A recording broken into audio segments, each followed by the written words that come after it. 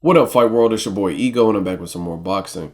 Now, I got great news. So, Showtime announced today, Showtime and Golden Boy, that a deal has been reached to make Saul Canelo Alvarez and Erislandy Lara a fight on July 12th.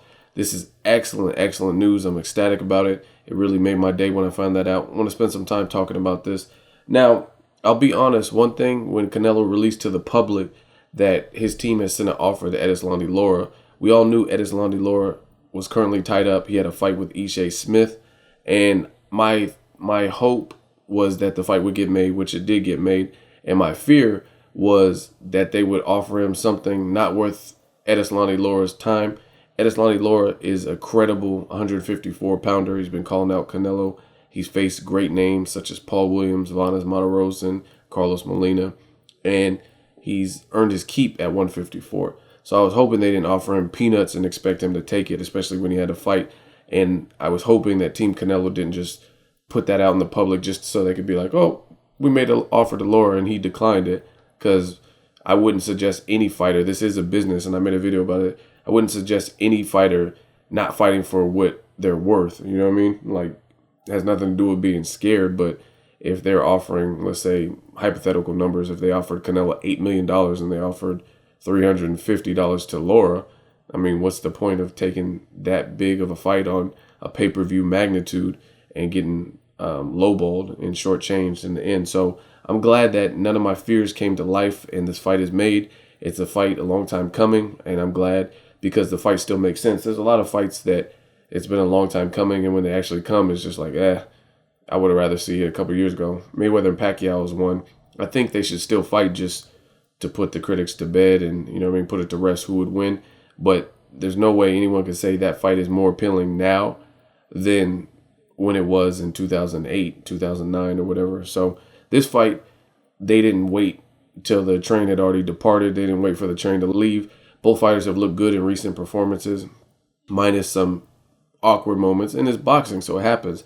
Erislandy Lara struggled with Angulo, as well as Canelo struggled with Mayweather. So it's boxing. It happens. It's what they do next. And both fighters redeemed themselves in their following performance. Angulo lost to Erislandy Lara, but Erislandy Lara got knocked down twice.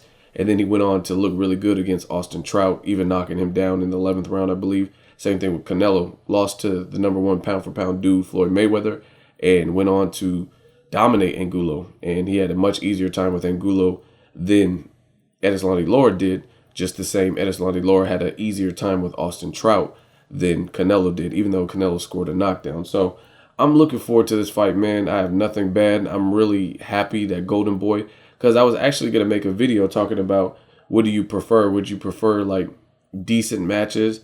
Because I noticed one thing, Top Rank, their undercards are whack, like on their pay-per-view events.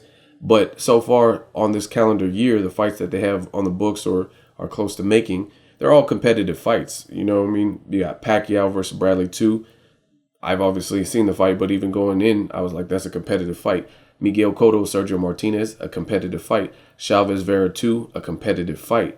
And like they're trying to make Chavez Jr. versus Triple G, another competitive fight. It's a good fight. It's an interesting fight. But some of their undercards are suspect. And then you have Golden Boy, who have plenty of fighters and stacked divisions, and some of the fights are good fights, but they're not as meaningful, or they're just mismatches. Like, to me, Keith Thurman, Julio Diaz, there's no reason Thurman needs to be fighting. I think he's backtracking fighting to Julio Diaz, and that's no disrespect to Diaz. I'm just being real. That's not a great fight. But then you have other matches that are good. Sean Porter, Paulie Malignaggi, even though I'd rather see Porter and Thurman, Porter and, you know what I mean, Mayweather, anything like that. I'd be good with Porter Maidana. But, hey, it is what it is. This is a good, solid fight, like a 50-50 fight. So it's good for Golden Boy to have made this fight because, again, Top Rank has had some very, very solid competitive matches. And that's kind of what Bob Arum was talking about at the MGM. He says a lot of the Golden Boy fights are like 12-1, and it's not as competitive. But if you look at Pac Bradley 2, it was split. Myself, other people said Bradley was going to win a decision. Some people said Pacquiao was going to knock him out. And that's what boxing needs. Canelo Lara is that. Despite what any of you fuckboys say, Canelo Lara is that fight. Because Me, I'm a very objective boxing fanatic, or the way I analyze fights. Now, some people might say early on that I was being hard on Canelo earlier in his career, pre Austin Trout. I wasn't being hard on Canelo. I'm just a real person. I'm a real motherfucker. So I'm going to tell you straight like it is, straight up and down. Some people love me for it. Some people hate me for it. But that's how I am. I'm going to give it to you real. Never had a problem with Canelo. My only problem was I thought Canelo was fighting a lot smaller guys and or people who were past their prime. And I still think for a portion of his career, he was doing that. And he's overcome that, and he's got over that hump. And it looks like this dude wants to fight. So props to Canelo. This kid has balls. He wants to fight the best. He wants to really work on his legacy at a young age. So I can't knock the hustle. I got to give him props for being that ambitious, if you will, to fight. I mean, if you look at his schedule since Trout, it was Austin Trout who was undefeated at the time, and he knocked Trout down, even hurt him in the fight. Went on to win that fight. Then he took on the number one pound for pound dude, Floyd Mayweather. Then immediately coming off of that Mayweather loss, he took on one of the hardest punchers at 154, Angulo. So, I mean, now going into Erislandy Lara, this is good shit. This is good stuff. And I like that. But again, it doesn't erase the past. It doesn't erase the fact. And I'm not even saying it was Canelo. My whole thing, I never placed the blame, because it could have been his handlers. It might have been his handlers. It could have been Golden Boy. I don't know who it was. Maybe Canelo's handlers, they weren't comfortable putting him in some of the tougher fights. They didn't think he was ready. They felt he needed more experience. Maybe they just wanted to guide him along slow. Because if you look at it, Canelo turned pro at age 15 in Mexico. He didn't have an amateur background. So everything he learned, he had to learn on the job. So they might have been just grooming him and guiding him along slow, building his confidence up. And when they were ready, they were going to get into the tough fights. But from the outside looking in, they're heralding this kid like, oh, he's the next future of boxing. He's this, he's that. And you're beating guys like Matthew Hatton, Ryan Rhodes, Josecito Lopez, guys that are significantly smaller than you. Some of them career 140 pounders or 147 pounders coming up in weight. Or you're fighting guys like Carlos Baldemir, Shane Mosley, who are 40, pushing 41, and haven't looked good in some years. You know what I mean? Or a Kermit Cintron who hasn't looked good in some years and was considered washed up and not the same fighter that fought Sergio Martinez. So any way you slice it, I still feel the same way. But we're past that, because we've seen in recent memory, Canelo wants these tough fights, and he's down for them because he didn't have to fight Erislandy Lara. He's a superstar. He can fill seats. Like, you know what I mean? His undercard fell the fuck apart. You had the Carlos Molina pedophile situation. Omar Figueroa, he got hurt and pulled out and withdrew from his fight with his brother, with Canelo's brother, and the undercard was whack. Yet the fight still did decent numbers, you know what I mean, for Canelo's first pay-per-view. So props to Canelo for this all the way. I give him all the props in the world for taking this fight. It's a tough fight. He didn't have to take it. And as far as Erislandy Lara, huge fan of Lara as well. Lara, I mean, he fights with pride. He fights with conviction. He comes from the Cuban school of boxing, very slippery, very slick, technically gifted. He has good movement. He has finesse. He's one of the fighters that you watch him and you're like, oh, I like the way you put that together. You know what I mean? And he does it fluidly. So fuck what anybody says. This is a competitive fight. Whether you're going with Erislandy Lara or Canelo, it's a competitive fight. And that's what boxing needs. Fights like this where it's competitive. And, you know what I mean? It's the best fighting the best. Guys that need to be fighting. Another one, Yuri Orkis Gamboa versus Garcia. It's a fight that needs to happen. And Top Rank wasn't able to seal the deal. So I'm glad Golden Boy got it right with this particular fight.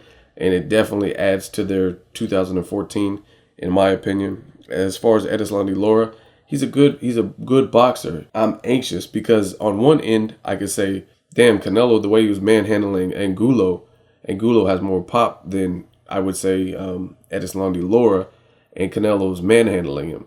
So I'd be like, damn, Erislandy Lara might get knocked out. He got cornered and the ring was cut off against him in the Angulo fight, and he got dropped. So on one end, I could see Canelo overwhelming, because I consider Canelo a boxer puncher more than a brawler. I think he's a smart fighter. He has deceptive speed. On the other end, I could be like, damn, Canelo struggled with Mayweather, and although Erislandy Lara is not Mayweather, he's still a Cuban slick fighter who can provide movement. And even in the Angulo fight, you can talk all the shit you want, he won that fight.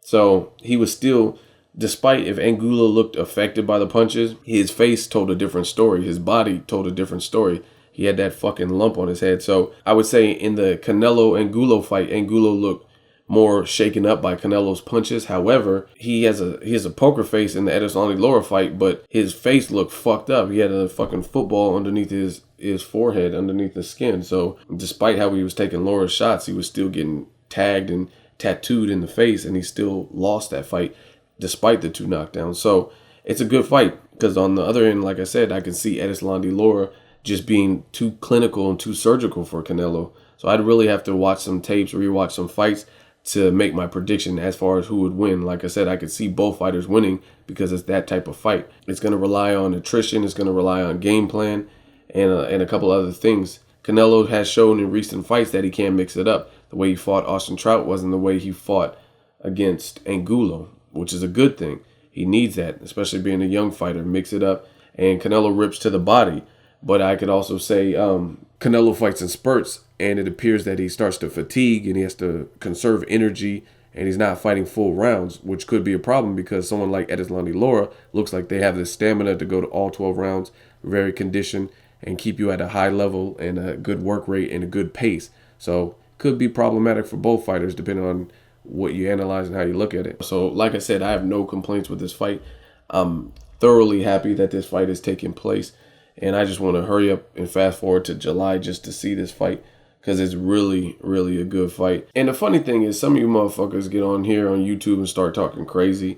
And when Erislandy Lara hopped his ass on the stage behind Canelo during Canelo's post-fight after the Angulo victory, some of you guys were clowning because at the time, Canelo seemed to disregard and dismiss Erislandy Lara and basically say, this is not the way you gain a fight. This is not the right approach. This is not how you negotiate a fight.